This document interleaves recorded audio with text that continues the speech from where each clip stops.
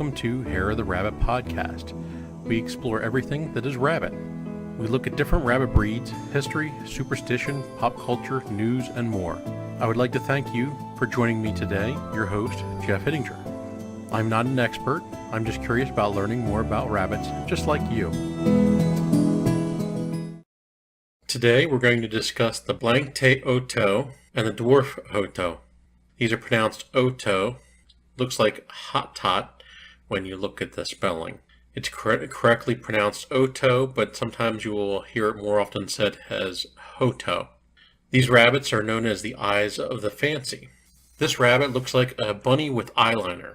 Many people, when they're introduced to this breed, become instant fans. The Dwarf Hotot is a small rabbit with a round head, short uppity ears, a springy personality, and a pure white coat except for the eyeliner. What could be cuter? These rabbits are bound to not only catch the eyes of onlookers, but also their heart. Found this a challenging breed to research because there's not only the Blanc de Hotot, there's also the Dwarf Hotot. So we're going to be covering the history of the Blanc de Hotot first, and then we'll cover the history of the Dwarf. Credit for the Blanc de Hotot rabbit is given to Eugene Bernhard, Chatelaine du Calvados, who is the second woman in history to develop a new rabbit breed. This rabbit breed was developed in Hotot and Auge, Normandy, near the port of Le Havre in northern France. Bernhard's goal was to perfect a new breed for meat and fur, and this was in 1902. She kept a large rabbitry of Flemish giants, giant papillon français, or checkered giants. She developed the Blanc de Hotot rabbit breed for the desired black and white coloration on a rabbit appropriate for both fur and meat production. She crossed a papillon with a white Vienna, as well as a white Flemish giant, and worked on the breed for over 20 years. Progress towards her goal was slow. She saved only the lightly marked animals that were the product of over 500 crosses, and by 1912, she eventually was able to produce the rabbit we have today. Bernhard continued to be troubled by thin black eye bands. It wasn't until 1920 that she showed the perfected breed at the Exposition Internationale des Aviculture in Paris as the giant Blanc de Hotot. The French rabbit governed body recognized them as a breed on October 13, 1922. The first French standard does not mention eye bands, but instead black eyelashes and lower eyelids that were more or less colored gray. The Blanc de Hotot was exported to America in 1921-1922. However, they did not last long, and soon the Blanc de Hotot no longer existed in the United States. The Blanc de Hotot was imported to Switzerland in 1927, and it was the Swiss that appreciated the eye markings, and they became very popular. In 1930, the German Friedrich Jopen began raising Blanc de Hotots and would come to be called the greatest supporter of the breed. World War II caused major population decreases, almost resulting in the extinction for the breed in France, the Netherlands, and Germany. But because of World War II, the rabbit breed nearly vanished in Europe. Jopen and many of his rabbits remained in East Germany when the country was divided following World War II. However, a fellow breeder began to spread the rabbits throughout the Federal Republic of Germany, this is West Germany, in the 1960s, and by the 1970s, there were 62 Blanc de Hotot registered in major show in Stuttgart. In 1978, Bob Whitman of Texas imported 8 Blanc de Hotots from Ferdinand Eberly of France and showed them. In September of that year, the first Blanc de Hotots to be shown in the United States were exhibited at the New Mexico State Fair. The rabbit breed was accepted by the American Rabbit Breeders Association on March 5, 1979, but is still considered to be a globally endangered breed. Because of the very small gene pool and a body type that at the time greatly needed improvement, breeders began to cross Blanc de Hotots with blue-eyed white Beverins, white New Zealands, and white Satins. Even though the breed is not very common in Europe, its population continues to grow, with approximately 111 Blanc de Hotot breeders documented in France in 2010. In 2010, according to the Fédération Française de Cuniculture, the breed was originally recognized by the American rabbit breeders under its current name, but in the 1986 Standard of Perfection, the name was, for unknown reasons, printed as just Hotot. The Blanc de part was forgotten by most breeders, who started informally calling them the standard or large Hotot. However, Bob Whitman, the man who first brought the breed to the United States, championed the name change back to the original in 2006. Now we're going to cover the history of the Dwarf Hotot. Rather than simply being a miniature version of the larger Hotot, the Dwarf Hotot is the product of crossing several breeds with the Hotot. Big-sized rabbits were appreciated for their saleable commercial value. However, during later years, huge bunnies went out of fashion, and people started following Dwarf. The Dwarf Hotot is the product of nearly simultaneous breeding efforts in East and West Germany in the 1970s. These breeders independently bred the same breed, but came together in the 1970s to cross them. One breeder crossed a Blanc de Hotot rabbit to a REW Netherland Dwarf, whereas the other breeder did not employ a standard Hotot rabbit breed at all.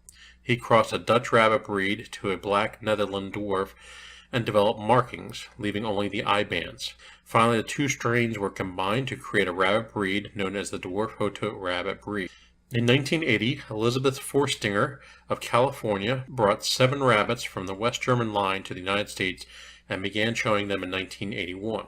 Now we're going to go into the history of the chocolate Dwarf Hotot, and this was from Nell Warren, and we have a lot of history on this based on an account from Nell Warren. At the 1995 Texas Rabbit Breeders Association show, Tex Thomas was judging the Dwarf Hotots, and one of Nell's entries was disqualified because the eye bands were chocolate in color and a ruby cast in the eye. He made the comment that it is a very good type with a very good head and ears. This was the first time that the color had been recognized. This breed went home and was subsequently sold for snake food because Nell didn't think that she needed it in her herd.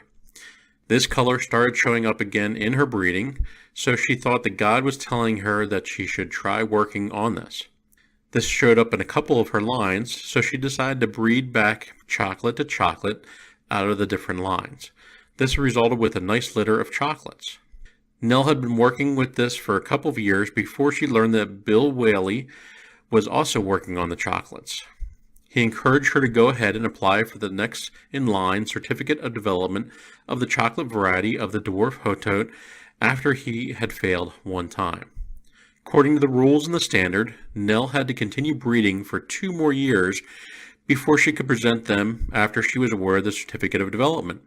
She was unable to get the certificate until Bill declined to the Board of Standards of American Rabbit Breeders Association for his certificate of development of the chocolate variety.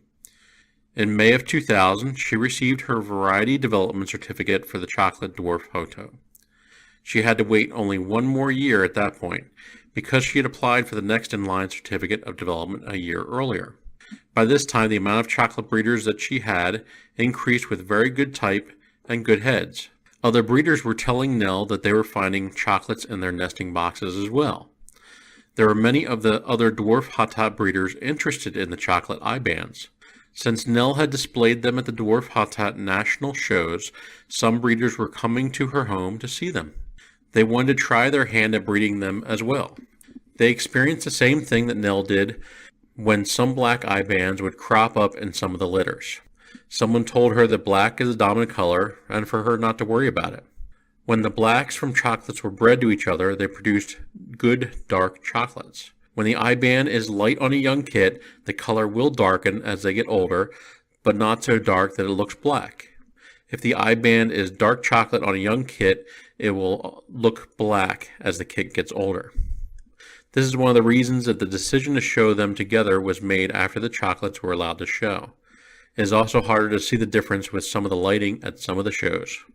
In January of 2001, Tex Thomas informed Nell that since she had the certificate of development for the chocolate Dwarf Hotot, which was enforced under the past standard of perfection, that standard would control her presentations. This meant that she would not need to submit affidavit letters from 5 different households prior to making the presentation. On June 6, 2002, she sent her letter of intent to present at the American Rabbit Breeders Association convention in Peoria, Illinois, which was before the 90-day requirement. The entry fee for 8 chocolate dwarf Hotots, 2 pairs of their offspring of a junior doe and a junior buck each, was paid. She was advised to do this for a backup. Nell got to the American Rabbit Breeders Association convention with both groups numbered first and second choice. The senior buck in her number 1 choice group decided not to eat after they got there. She was so concerned about getting him back to eating that she didn't notice the few dark hairs in the tip of the tail, which should have been caught at home. The doe in the second choice group seemed to have a slight dewlap, so the standards committee would not pass on either group. That gave her 1 failure, which she said was entirely her fault. While she was there, Bob, which is her husband, got the unfortunate message that his brother-in-law had passed away suddenly from a heart attack. Because she did not pass the chocolates with the club, they were allowed to leave early with an early release from the show by the officials so they could attend the funeral. Bob and Nell still started working through the chocolate bucks with a hard culling program. They cut down to 4 working bucks and even culled some of the does that didn't seem to be the type that she needed in the program. She said timing is very important in the planning of a presentation. She counted back from the American Rabbit Breeders Association show on the calendar to determine the right time to breed for the juniors to be born and yet still be young enough to be juniors. She bred some other does at the same time so that the chocolate kits could be fostered out to other does and rebred the chocolate does. This gave more chance to having a better choice of the offsprings of the first and second batch of kits. She did this, and her selection in 2003 were from the second age group of kits. They had 2 friends that are registrars who helped look over these young kits as they grew. These friends are Mike Frank and Lori Ann Hutchins. They had been a great help to her with much encouragement. They also looked over her final selection of the 4 chocolates to take to the American Rabbit Breeders Association with a fine-tooth comb, looking for any disqualifications, and they found none. On July 22, 2003, Nell sent her letters of intent to present the Dwarf Hotot chocolates at the American Rabbit Breeders Association convention in Wichita, Kansas. This was held on November 2nd through the 6th in 2003. A few days later, she received the Domestic Rabbit magazine and noticed the fact, since she had failed on her first presentation, the grandfather clause of not needing the 5 letters from 5 different breeders with chocolates no longer applied. So she had to contact some of the breeders she knew that had chocolates to have them send her a letter stating this fact. These letters had to be sent to Tex Thomas as chairman of the American Rabbit Breeders Association Standards Committee before the 90-day deadline. This is another thing that Lori Ann helped her with since she didn't have email. At the 2003 American Rabbit Breeders Association convention, 5 or 6 other breeders told Nell that they had been having chocolate showing up in their nesting boxes as well, and that they sure hoped they would get passed because of the good type they seemed to have. When the standards committee looked over the 4 chocolates, there was some concern over the senior doe's type, but her offsprings were improved over her, so they passed them. Just before the time to present the 4 chocolates to the American Rabbit Breeders Association Standards Committee, Bob, Lori Ann, and Nell were taking them out of the cage to do the last-minute grooming. She had the junior buck in her arms, and all of a sudden Lori Ann noticed blood all over her show coat. Her first thought was it was coming from the nose, but after Nell wiped the blood off the nose, they saw it was coming from one of his toes. Nell grabbed the toe to stop the bleeding, and another friend got some blood stop to put it on. Then she tried to clean him up as well as possible and put him in his carrier. She made the comment that it was in God's hands now as to whether or not they get passed. Nell went to the bathroom to clean the blood off of her show coat and prayed that they would pass. It felt good when the 8 judges all raised their hands of acceptance in the passing of the chocolate Dwarf Hotots. Then Tex Thomas called Nell into the table to tell her the good news of the decision of the judges with reservations about the senior doe, and Nell thanked God and all the judges for their decision.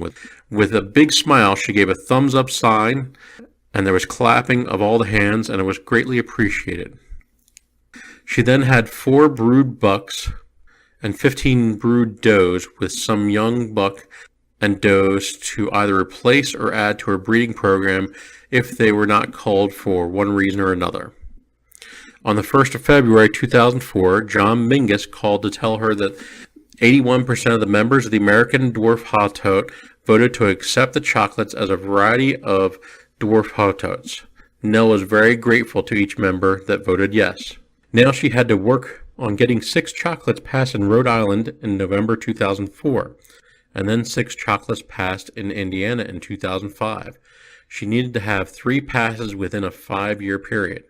Before Bob and Nell got to Rhode Island, he was told he would need oxygen at night for his emphysema. They later found out that he should have had oxygen all day as well. He was a sick man while they were there. This was a very stressful time for both of them. He was put into the hospital when they got home from pneumonia. The chocolates were passed in Rhode Island. Now they were on to Indiana, and in October 2005, for the 3rd and final pass, for them to be accepted as a variety of Dwarf Hotot. In Indiana, the Standards Committee judges saw a blue cast in the right eye of her little junior doe that Nell didn't see. She thought they were looking at the eye bands and thinking they were too dark, even though they were as chocolate in the corners of the eye bands when they were looking so close at the eyes. She was very disappointed in the failure, but she had one more year to try and get them passed. The committee also said that they would like to see better type in them. She was sorry to those that had chocolates and needed to wait another year to let them win at shows. They could be shown to get comments on them, but they could not get best of breed or best of show yet. They could not be registered yet either. The challenge was to get them passed in Fort Worth, Texas the next year. Due to family illness, Nell had announced at the general meeting in Indianapolis that Bob and her were going out of the rabbit businesses. They had sold all the rabbits with black eye bands, but because of the encouragement and pleading from many of the members to try it last time with the chocolates, she decided to go that last mile with the chocolates. Bob and Nell sold their home that they had lived in for over 49 years in November 2005. The buyers gave them until June 1st to get moved. This was also their 50th wedding anniversary. They had to build a new home and another barn on some land that they had bought years before. In this move, it was difficult for Nell to watch the rabbits as close as she normally would. One of the junior bucks got some fur mites, which she didn't notice until he had bitten many of his guard hairs. She put 10% 7 dust on him and rubbed it in to get rid of the mites. She started grooming and petting him each day to try and smooth out this fur. In the new barn where they housed the rabbits, this had different lighting, and when she was looking into the eyes of the rabbits, it looked like every one of them had a blue cast in their eyes. She took them out in the sun, but by then she must have been paranoid about them because to her, they still seemed to have the blue cast, and she was very discouraged. Nell called Laurie Ann Hutchins to come over and check them out. Laurie Ann was a lifesaver for Nell. Nell would like to thank Laurie Ann for taking time out of her busy life to help her through all this. She came to look them over and found no blue in any part of the eyes.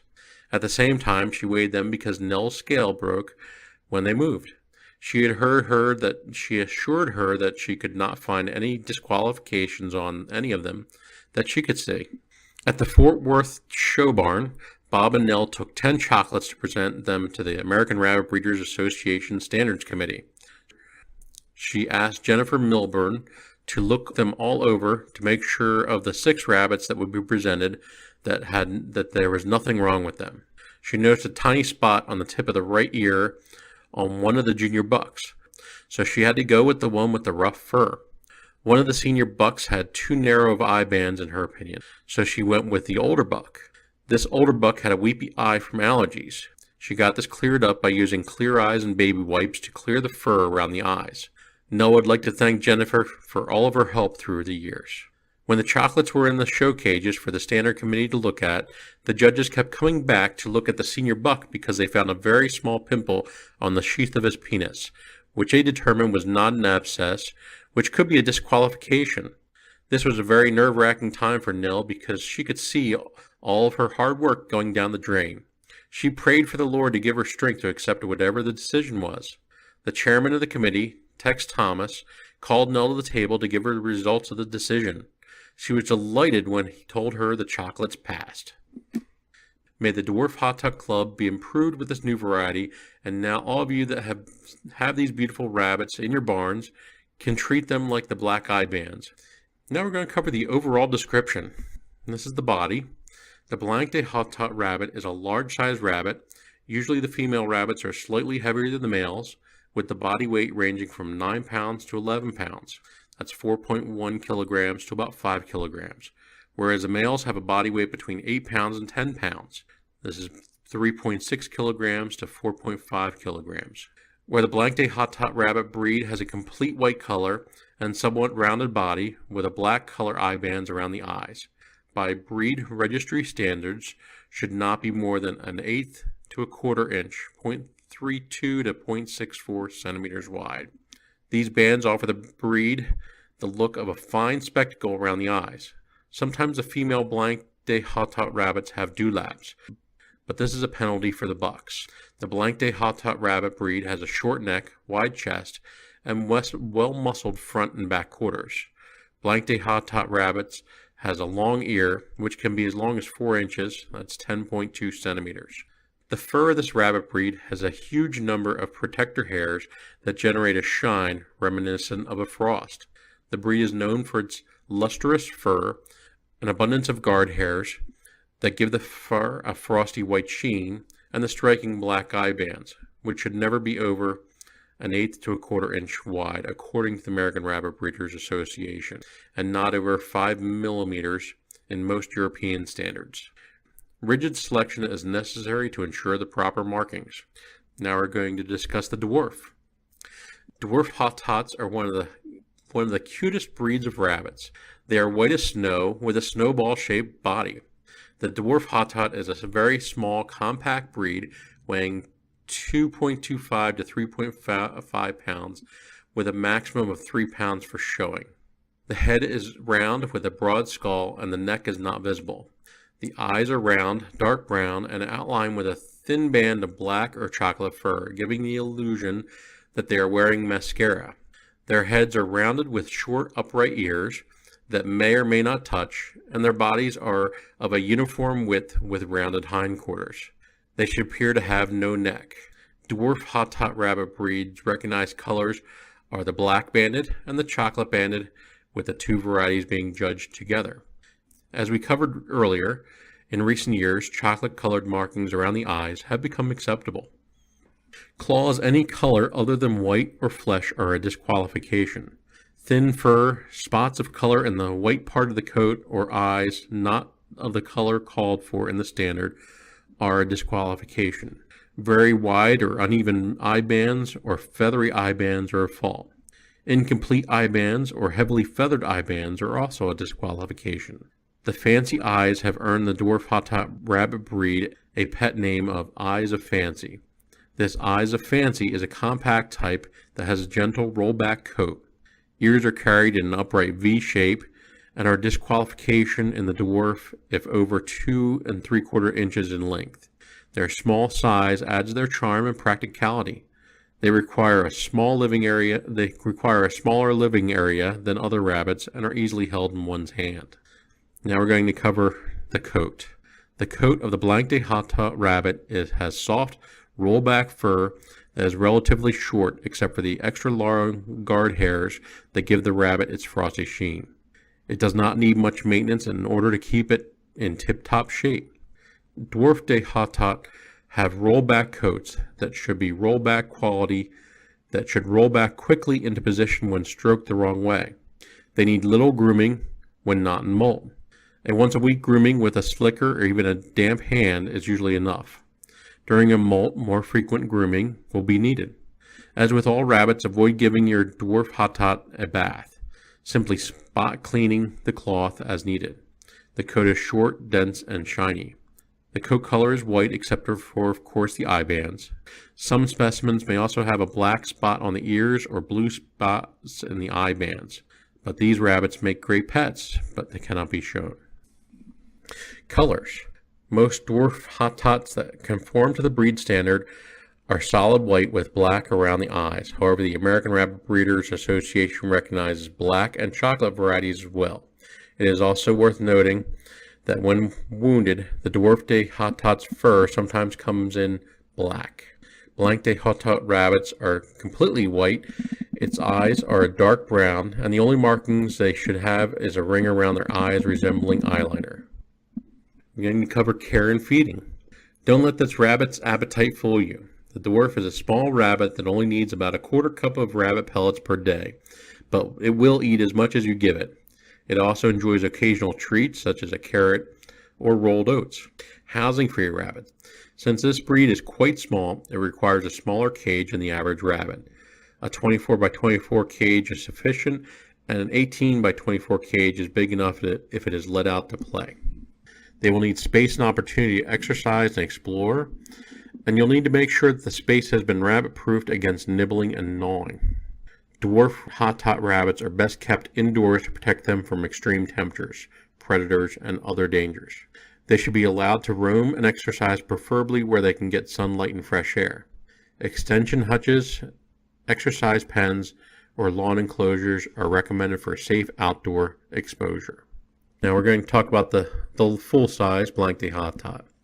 They're an active, hardy breed and are easily raised in wire cages. They are fairly good mothers, have good litter size, and the young grow rather fast.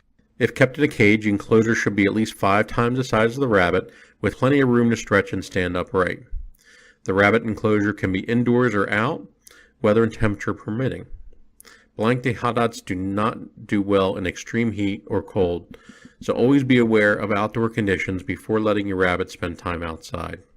Outdoor enclosures need protection from the elements and predators, while indoor enclosures should be made of wire and have solid bottoms. The hutch must be large enough for the rabbit to hop from one end to the other and stand on his hind legs, and must also be placed in a sheltered spot. A large shed would be perfect. Any living area must be cleaned out once a week. Any soiled areas should be removed every day. A little bit about the diet. Dwarf de Hotot rabbits as pets enjoy wet food, carrots, hay, or lettuce. Dark leaf lettuce is best. Iceberg lettuce contains too much water and too little fiber to be suitable. Limit giving them fruit because of the sugars in it. Dwarf de Hotot rabbits are herbivores, and their diet will mainly consist of hay, pellets, and vegetables. Hay is very important for both digestion, health, and dental health. Grass hay, such as timothy, orchard, and oat hay, can be fed in unlimited quantities, but alfalfa is high in calories and should only be provided occasionally. Fresh pellet food should also be made available daily. Choose a pellet high in fiber and avoid mixes that include other foods such as corn, seeds, or dried fruit. Fruits and starchy vegetables should be limited in the diet, but make great treats. Make sure that all fresh foods are washed thoroughly, and uneaten fresh food should be removed at the end of the day. Fresh water should always be available, either from a sipper bottle or in a stable water bowl. Health issues in the Hotots. The dwarf Hotots sometimes have trouble with GI stasis, so a good diet with plenty of hay is needed. Like other small mammals, the dwarf Hotot rabbit can be susceptible to colds and viral infections. Exposures to draft, sudden changes in temperature, and stress can lower the rabbit's resistance to sickness. Rabbits are also vulnerable to conjunctivitis. This is a bacterial infection of the eyelids caused by smoke, dust, and fumes. They're also susceptible to ear mites. Intestinal ailments like coccidius, which is a parasite propagated by unsanitary conditions, bloat, and hairball obstructions are also common in rabbits. Dwarf Hotots are susceptible to intestinal blockages caused by ingesting fur. This is also known as a hairball. The dwarf Hotot requires minimal grooming. The excess fur should be removed weekly, either with a soft bristle brush or damp hand, in order to prevent intestinal blockages. Signs that a blockage is forming include eating less and having droppings that are strung together.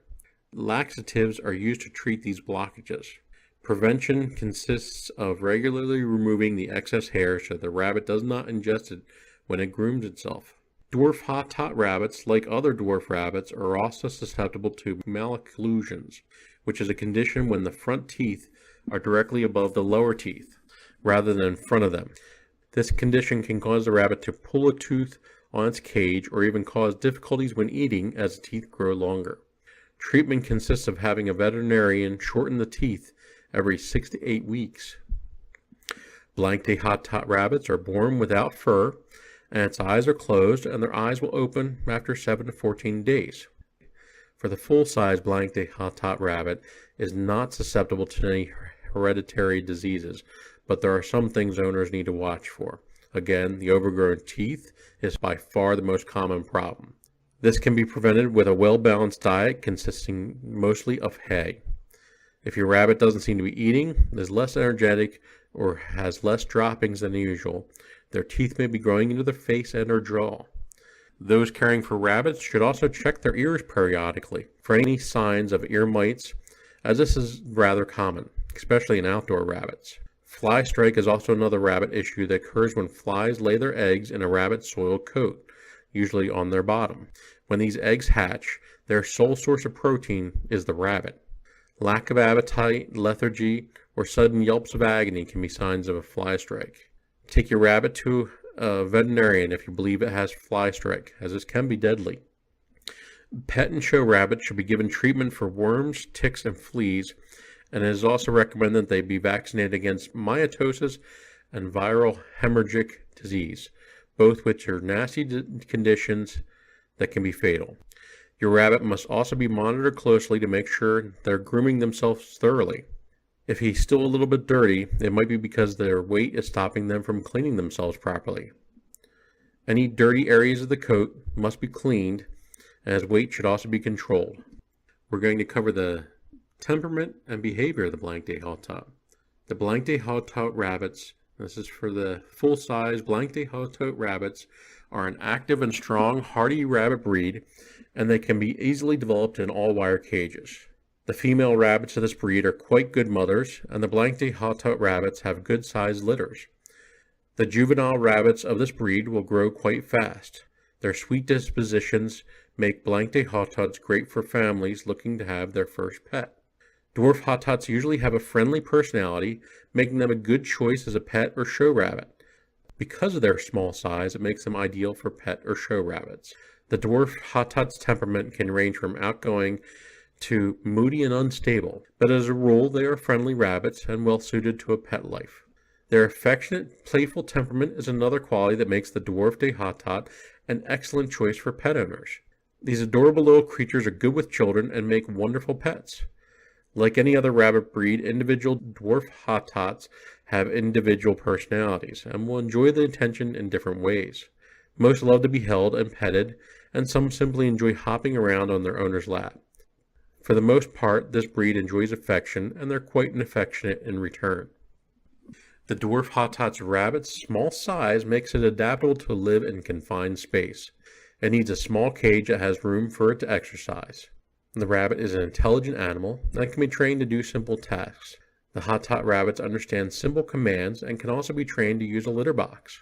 It is a friendly breed that loves spending time with people. In fact, owners should be careful when opening a Dwarf Hotot's cage to make sure it doesn't jump out in its eagerness to spend time with the owner.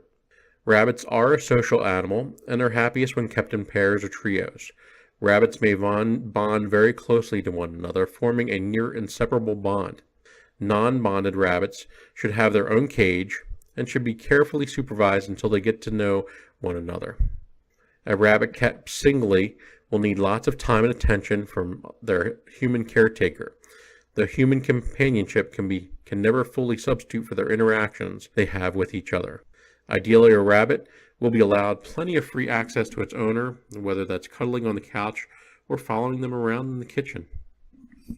Rabbits are generally playful and curious, and you may find that a free-roaming bunny will greet your guests at the door. They tend to get along with other household pets, although cats and dogs do have a prey instinct, and they may act aggressively towards the rabbit. Some rabbits are quite intelligent and enjoy learning tricks. As I said, and many rabbits can be trained to use a litter box. Many fanciers and rabbit owners find the smaller breeds are much more practical to own, because they require less living space and because there is less cost in terms of food. Now, there's a caution as a pet. Rabbits can be a poor choice for a pet for young children. They may be soft and cute, but rabbits are easily stressed and frightened around loud noises and activity, and may even bite or kick to get away. In general, rabbits are physically fragile and easily stressed, and not always the best pet for a young child. They're unsupervised. Now we're going to cover some of the uses for rabbits and where the Hotots fit into that. Rabbits tend to be bred for one of four things, which is meat, fur, show, or pet use. The Dwarf Hotot is strictly a fancy breed, and this is about 3 pounds maximum, so they're too small to be of commercial value. Not all the babies in the litter of a Dwarf Hotot will be showable. Some will have colored spots on the body or incomplete eye bands. Now, the Blanc de Hotot would probably be considered a multi-purpose rabbit because it could be either used for show or meat, and they would also make a good pet. Now we're going to discuss the club recognitions, which I think we've covered earlier, but we're going to recover that. We're going to cover the club recognitions. The American Rabbit Breeders Association maintains the breed standard for all the recognized rabbits and tabby breeds for its international membership. Recognized breeds are eligible for registration and Grand Champion recognition. In 2004, additional imports to the U.S. were made from Germany, the Netherlands, and England. The Blanc de Hotot is considered a globally endangered and is listed by the American Livestock Breeders Conservancy as a threatened status, meaning that they have a global population of less than 1,000 and less than 100 registrations in the U.S. each year. Though recent imports from Germany to the state of Washington in 2009 and from France to Nova Scotia, Canada in 2013, the Blanc de Hotot is still an endangered breed in North America. The Blanc de Hotot is recognized by the British Rabbit Council and the American Rabbit Breeders Association. In Britain, the Blanc de Hotot is grouped with other rare rabbit breeds in the Rare Varieties Club. In the United States, the Breeder Association is named the Hotot Rabbit Breeders International. The American Dwarf Hotot Rabbit Club was organized in 1982. In 1983, the Dwarf Hotot was recognized by the American Rabbit Breeders Association as one of the most recent breeds to be recognized. It has never been without a strong following, but also has never been among the most popular breeds. For many years, the only acceptable variety was white with the black eye bands, and in the year 2006, chocolate-banded Dwarf Hotots were accepted by the American Rabbit Breeders Association. The black and chocolate-banded bunnies are shown together, but the color must be specified on the registration forms. Blue-banded Dwarf Hotots have also been in development, but are not near acceptance at this time. The breed is currently not recognized by the British Rabbit Council. Your continued interest in the Blanc de Hotot keeps this beautiful breed alive and well by encouraging breeders to continue to strive for excellence. The Blanc de Hotot is a beautiful rabbit that has made its way from the hearts of the French to the United States. Breeders work with people across the globe to promote and encourage the production of this breed. The average lifespan of the rabbit is around 5 to 6 years, and in captivity can live up to 8 years. The average lifespan of the Dwarf de Hotot is 7 to 10 years, and litter size for this breed is 2 to 4 rabbits. If you would like to email me, reach out at hareoftherabbit@gmail.com, or you can visit the website at hareoftherabbit.com. If you would like to support the podcast and keep the lights on, you can support us whenever you use Amazon through the link at the website on the Support the Podcast page. This will not cost you anything extra, and I cannot see who purchased what. You can also become a Fluffle fan supporter by donating through Patreon. And again, there's a link at the hareoftherabbitpodcast.com.